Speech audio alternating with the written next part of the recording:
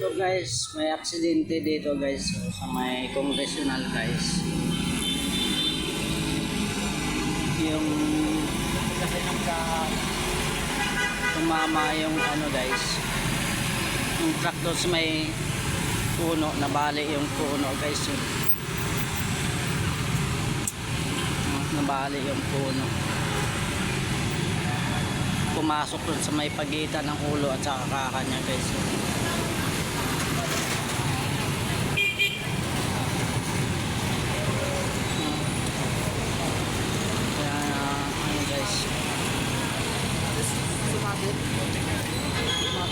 Kaya traffic na yun guys, so mula ano sa may galing ng EDSA sa congressional, tapat ng short horn to guys. Traffic na yun guys, mga bus di makakadaan dito. Ito makakadaan kasi hindi pa naputol yung puno guys, so sumabit sa may truck. Yan o, na pumasok sa pagitan ng ano niya guys, pagitan ng ulo at saka ikaha guys. Hindi napansin ng driver na inabot pa pala yung ano, kaya bumagsak sa kanya. Magkasunuran lang kami dito guys. Oo, magkasunuran kami, paliko ako dito. Tapos yung tumama doon sa ahan niya sa likuran, napali yung puno, bumagsak. Tumama pala sa likuran niya? Oo, yan o, tumama.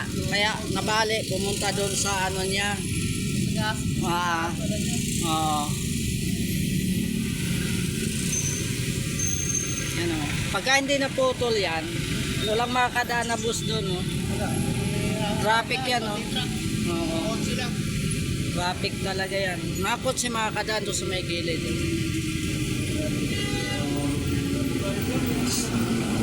Kanin? Lapas siya eh. Yan o.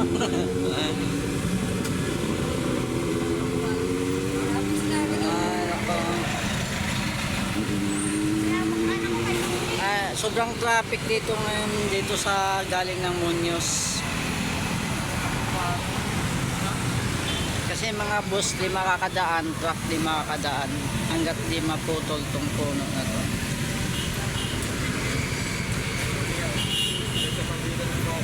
Wala nang nagkumakam.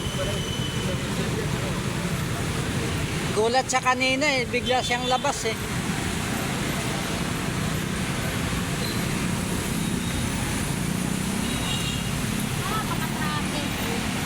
Traffic na yan kasi ano, wala nang ano, makakadaan kasi yung puno kasi niya, no, lapitan natin ng konti. Ito guys, so. Ito yung puno guys, so. Ayan o, natumba, nakaharang sa congressional to guys. Ito bali o, buwal yung puno o.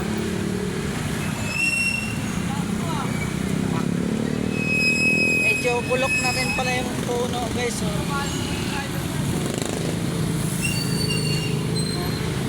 Tama na yung puno guys o.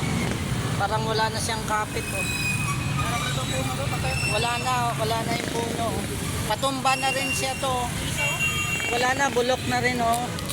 Wala na oh. Tuyo na.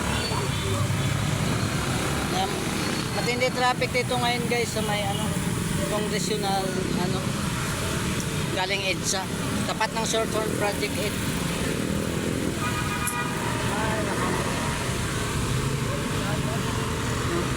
Tumama sa ano niya eh.